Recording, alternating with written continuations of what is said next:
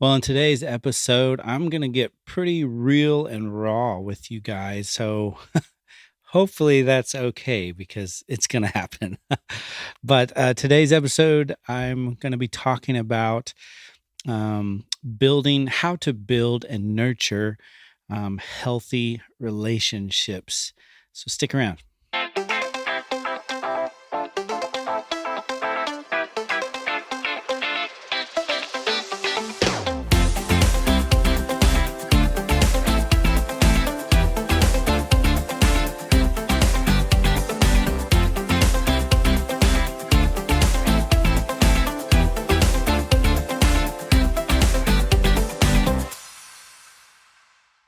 Well, thanks for watching the Curtis Biswell Show. If you've been tracking with me, you already know this. If you haven't, I'm going to say it so you know what this show is about. My vision is to create a thriving community where worshipers are raised up in character, competence, and cognitive health, empowering local churches to flourish. All right, local churches, communities, colleges to flourish. And how I plan on doing that, kind of the mission, the vehicle for the vision, is to create transformative content, provide coaching for worship leaders, and connect them to churches in need, fostering vibrant worship communities that glorify God. So that's kind of the why and the how. And so today's episode, man, I've been kind of contemplating on this for a while, is the importance of relationships. I mean, we know this. We were created for relationships. You see it from the very beginning. God creates Adam, and he's like, it's not good for man to be alone. And so he created him for community, which is kind of fascinating because if you've ever read Gene Edwards' book, The Divine Romance, he paints a beautiful picture of like God creates man for relationship, but yet man was in search of more from his words. And so that's why he creates woman, or that helpmate, to be his counterpart. But anyways, don't want to get too much into that, but like the importance of relationships are key. And I've always said this as a worship leader and been doing this for almost 2 decades now. I think one of the most important roles or relationships in a church is between the lead pastor and the lead worship leader.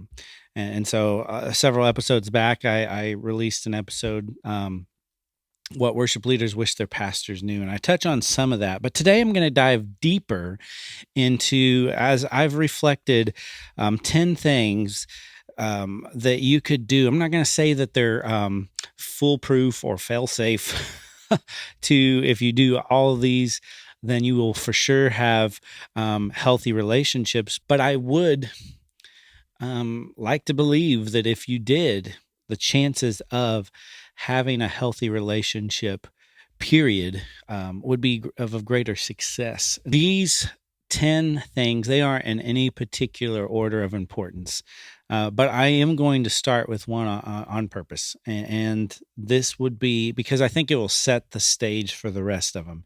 And that is honor and honesty. You may, if you've been tracking with me thus far, you may have heard me talk on this at some point.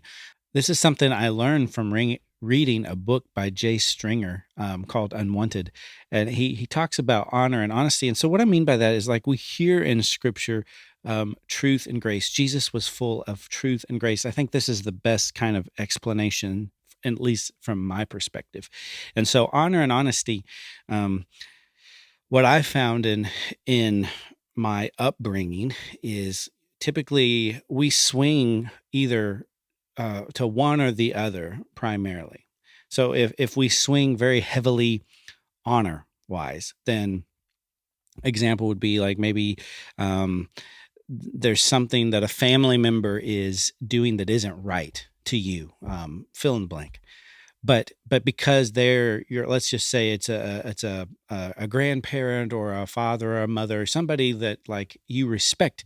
Well, because you want to honor them, maybe you choose to not say anything about the offense or what have you. So that's one example. But we could swing so far the other way, and maybe we elevate honesty, and sometimes if you're elevating honesty, and not taking in consideration honor, then what can play out with that is like you're just like cutting people with your words because you're like bringing to light the things in such a way that you're just pounding honesty to where it might dishonor somebody. So that's kind of what I mean by honor and honesty, and why I wanted to start with that one is because I think if that's the underlying thing, then the rest of these, I think, make absolutely more sense. And so that honor and honesty is extremely, extremely important in building and nurturing healthy relationships.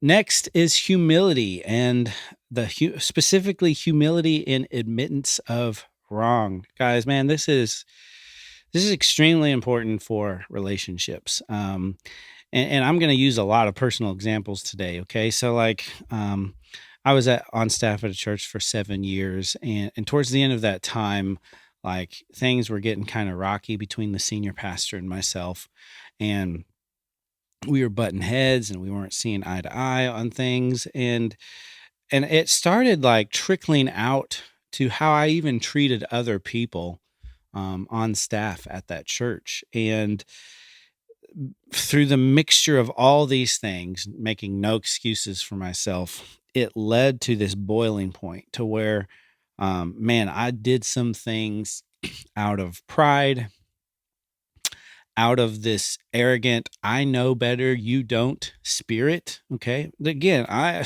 telling you, this episode, I'm getting very raw and I'm getting very real with you. Okay. And I had a choice. Okay. I could like acknowledge that in me and then do nothing with it, or I could do the right thing and make it right. Apologize to the people I needed to apologize, and basically say, "Hey, I was wrong here." Okay.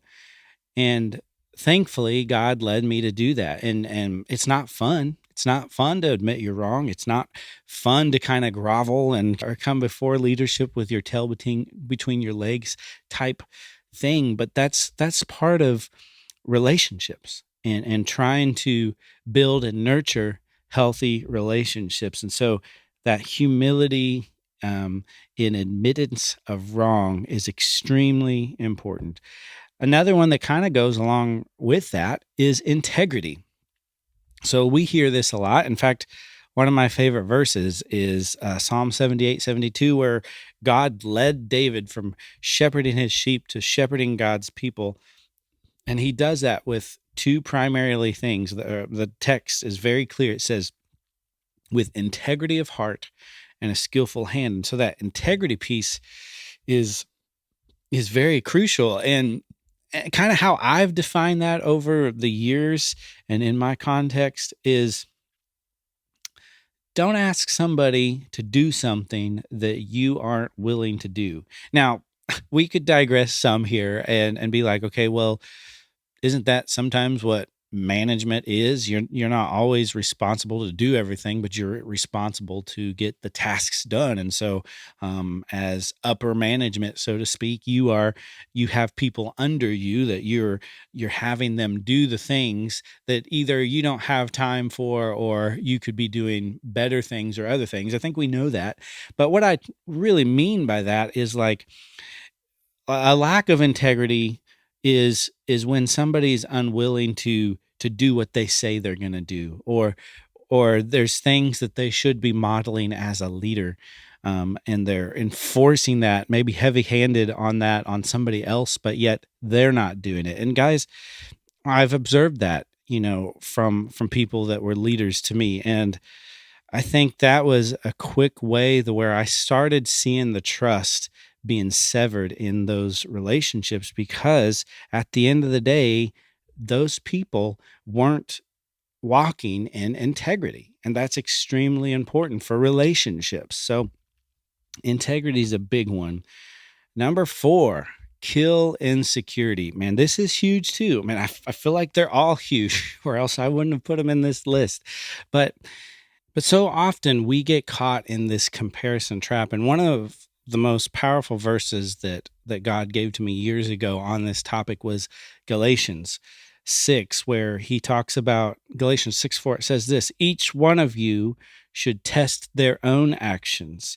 Then they can take pride in themselves alone without comparing themselves to someone else. And I think, if I'm not mistaken, the Passion Translation um, says something to the effect of their joy will be in being themselves, or they will take excellence in being themselves. And so, why I bring this up is because that comparison trap really can burrow in our minds, in our hearts, in our souls as leaders, or in any type of relationship, to where if we are very insecure because of comparison, because that comparison, I think, at the root, it's an insecurity, and basically it's saying, like, it's really kind of dishonoring to God, honestly, because it's like saying, God, I don't believe in what you've created, because God has created you uniquely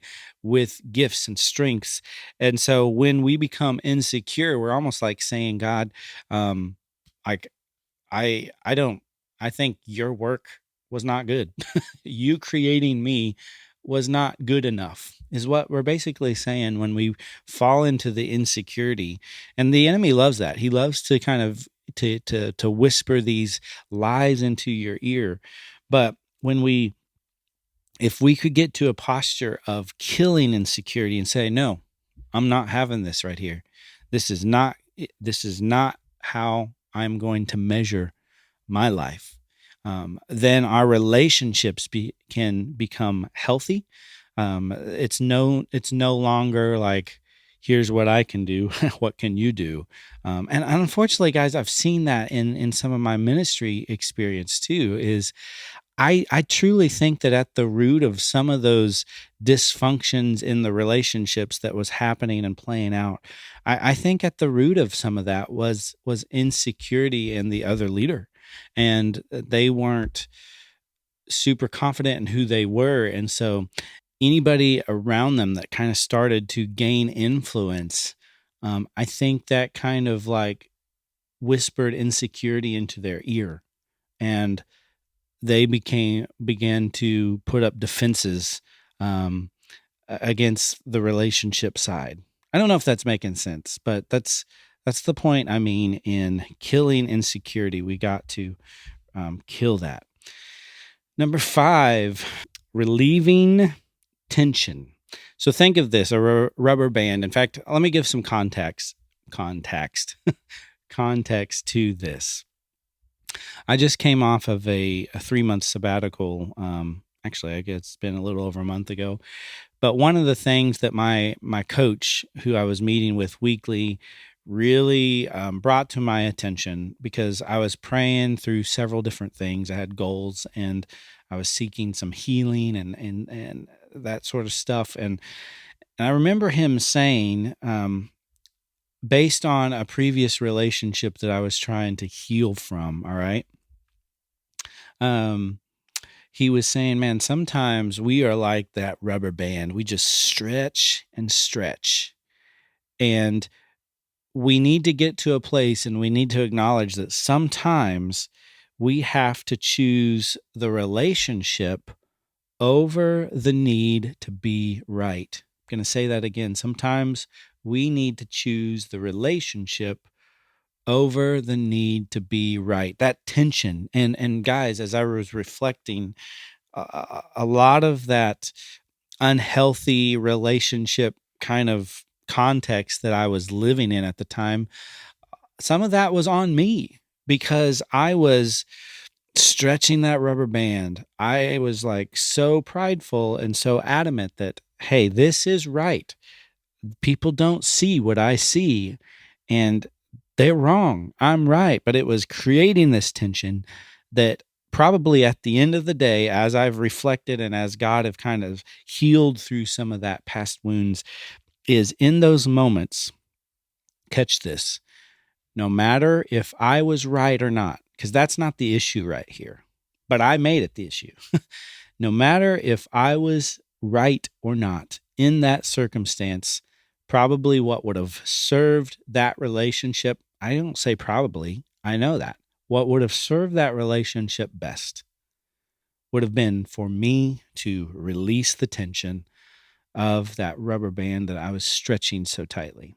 So that's point number 5, relieving tension. Hey, thanks for sticking around. And I wanted to give you a gift for listening today, a free gift for listening today. And that is in the show notes and the description. You can find a free music team handbook. And what this is, it's a mission, vision, values for my worship team. And so this is what kind of gives you the guardrails and the framework of why you lead your team, why you pick songs, why you sing and make melody in your hearts to the Lord. And so download that free PDF, that free handbook. And I think it can be a blessing for you.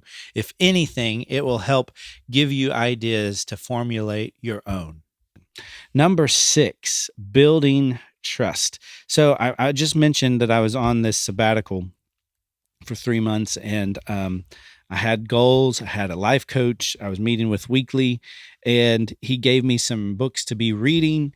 And one of those books is, and I'll put it in the description, is Canoeing the Mountains by Todd Bolsinger. And it's the subtitle is Christian Leadership in Uncharted Territory. And he has a chapter in there, chapter 5, where he's talking about preparing for the unknown. Okay. But some of the things that really jumped out at me, and this is what actually led me to starting this whole conversation on this topic of building and nurturing healthy relationships was, and this was point number 1, and then I switched it around, is building trust. And so here's what he has to say in his book. Trust comes from the congruence of leaders repeatedly doing what we say. Doesn't that kind of sound like something else I just read a while ago? Integrity, doing what you say, asking others to do things that you're willing to do. It kind of reminded me a little bit of that. But catch this. He says, when we are experienced as congruent, trust goes up. When we are incongruent, when my words don't match my actions, then trust goes down. And so he goes on to expound a little bit more on like relational congruence as a kind of like an overflow or an addition to building trust. And this is how he defines that relational congruence. In case you don't know what that word is, relational congruence is the ability to be fundamentally the same person with the same values in every relationship, in every circumstance, and especially amidst every crisis. I just thought that was so good. Relational congruence is the leader's ability to cultivate strong, healthy, caring relationships, maintaining healthy boundaries, and communicating clear expectations, all the while staying focused on the mission. So that's what I mean, and I think he sums it up really well about building trust in our relationships. Point number 7, and I also took this from his book, is engaged in meaningful work together. I think this is a great point. In fact, it was one of the last points I added as I was doing some reflecting. Engaged in meaningful work together. He says this, Todd Bolsinger in Canoeing the Mountains. He says, there is one core principle for developing these types of relationships, like the types of relationships that build trust. People must be engaged in meaningful work together if they are to transcend individual concerns and develop new capacities. So good. He goes on to say this point should not be missed. Okay, so that had my attention. The trust needed to bring organizational transformation in a changing context is not built sitting in a circle. It isn't built in bull sessions or ropes courses. It's not built over drinks in a bar or by telling our family histories. It's not even built in small groups or Bible studies. Those activities may create connections and they may strengthen affinities and even conceive friendships, but only meaningful work together develops the kinds of relationships that will endure into uncharted territory. I just thought that was so good. So that's point number 7. Be engaged in meaningful work together. Point number 8. I'm almost done. I have 10. Okay, so I'm almost done. Is one another. Well, what do I mean by that? I got to take you back. So I've mentioned a few different times my previous church, and again, for the sake of honor and honesty, I'm not really giving names. Okay, that's how I'm trying to honor, but yet also be honest with that season of my life.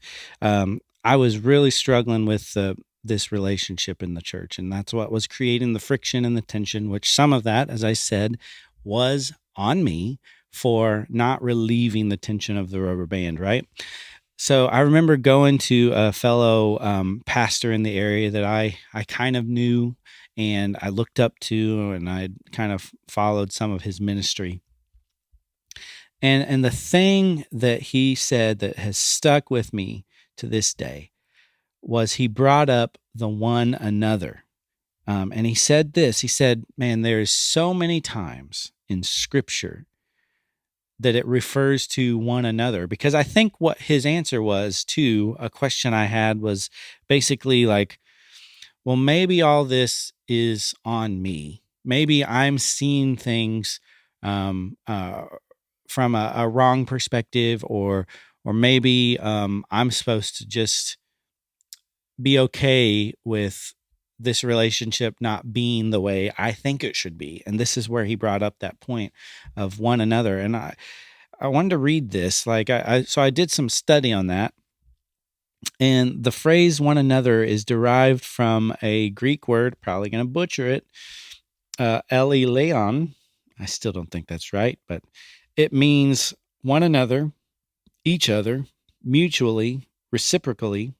And catch this, it occurs 100 times in the New Testament, and approximately 59 of those occurrences are specific commands teaching us how and how not to relate to one another. Just a few of these, like positive commands. Love one another, John 13:34.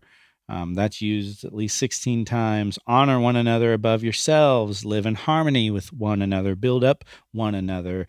Be like-minded towards one another. Accept one another. Admonish one another. Greet one another. Care for one another. The list goes on and on. But then there's also some negative commands too, where it says how not to treat one another. Do not lie to one another, from Colossians 3:9. Stop passing judgment on one another. Let us not become conceited, provoking and envying each other. Galatians 5, right before that Galatians 6 verse that I was talking about, like paying attention to your own work. Do not slander one another. And so, man, I hope you're hearing this. One another is extremely important in building and nurturing healthy relationships. In fact, how it played out for me was this, okay? And this is where I'm going to get very open, or continue to be very open. In that season of my life where the tension was happening, the relationship I knew was faltering. In fact, I had brought in a counselor because, like I said from the very get-go of this podcast, is I think that relationship between the lead pastor and the worship leader is extremely important, and in my mind, possibly the most important relationship in a church. Okay. So when I saw with some of this to my own doing, I had to go back and admit wrong.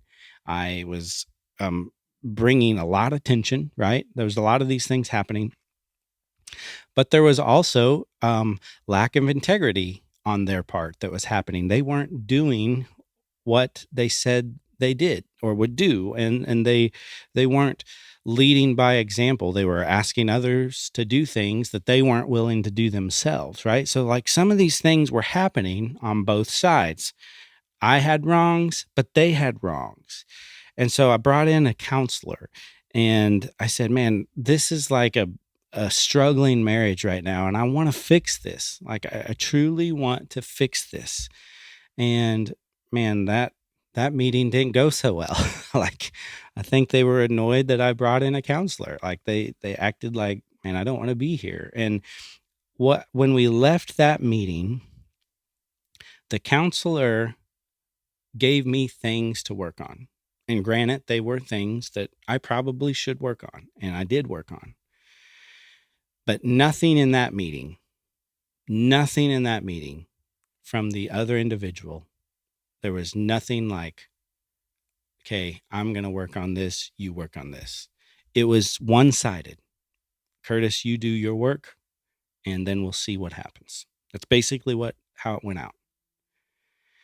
So I knew probably at that point that this relationship was probably not going to work because there was no one another in that relationship. And sure enough, over the next couple months, it got worse and then it got severed, And so now I want to give you some of the end of the story because I'm not giving you all of the story, again, for sake of honor and honesty. I did apologize before I left I made sure my heart was clear on all the things that I had to be accountable for. Okay. And so I've apologized and I've done that part of it, So that's my whole point on the importance of one another in building and nurturing healthy relationships. 2 more. Number 9, play. This kind of reminds me a little bit of the point number 7, engaged in meaningful work together. But man, if you can't have fun with somebody, if you can't play with someone, then it would be interesting to see how healthy that relationship will be over time. Like I believe it. Like you have to surround yourself with people that, yes, you're going to do the work of the ministry with in whatever your context is, but also you can have fun. You can have a good time, and that's extremely important for relationships to work. We see it in marriages. Like we see it where marriages falter and they sever because at the end of the day, they become roommates where they're just passing and going. There's no intimacy anymore. There's definitely no fun anymore. And so that's an important piece of every relationship is the ability to play together. All right. And lastly, this should have probably been number 1, and I intentionally saved it to the end, is pray. Pray, pray, pray. How many times, if we're being honest, have we come to our wits' end in a relationship, whether that's a marriage, whether that's a church coworker or a boss, what have you? Maybe a high school friend, a high school relationship that got broken and you haven't spoken to them. Maybe it's a family member that you haven't spoken to in 20, 30 years. How many times have we exhausted all other things and then we've thrown up our hands, but we have not, if we're honest, we have not taken them to the Lord in prayer. It's one of those things that I've been very convicted of recently in my life is that so many times the praying or the very aspect of prayer becomes the last thing we go to. And so, yes, I put it as the last point, but because I wanted to end with that, like be praying, taking that individual, that person, that spouse, that boss, that coworker, that family member, what is your context?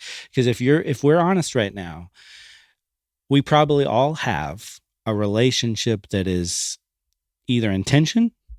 Maybe there's a relationship that's on the brink of breaking. and you may have already written it off as, okay, well, this relationship is done, it's over. But is it? Like, have you truly done everything you can do on your end to reconcile, to build up, to nurture, to make healthy? That's what I wanted to really ask us today. And you may be wondering, like, Curtis, like, what has this to do with, what does this have to do with anything you've talked about thus far? Maybe it doesn't. And yes, this is in large, a worship leader podcast. At the end of the day, a worship leader YouTube channel. But as I said from the beginning, like, we were created for relationship. First and foremost with our Father, with our Heavenly Father, our Creator God. But not just that, but to live in community with one another. And so we have a part to play in building and nurturing healthy relationships. I hope there's some takeaway for you today. I hope you were taking notes, making mental notes. And my ask of you is to kind of do a self-assessment. And, okay, out of these 10 areas, what are the ones I'm weak on? What are the ones that I need to give more attention to? And then, okay, that's half the battle. Then start doing it. Start putting it into action. Like, okay, what did you hear? But then what are you going to do with it? And so I hope this helps you guys today. Always a pleasure just to be with you in this format. And God bless the rest of your week, and God bless your relationships.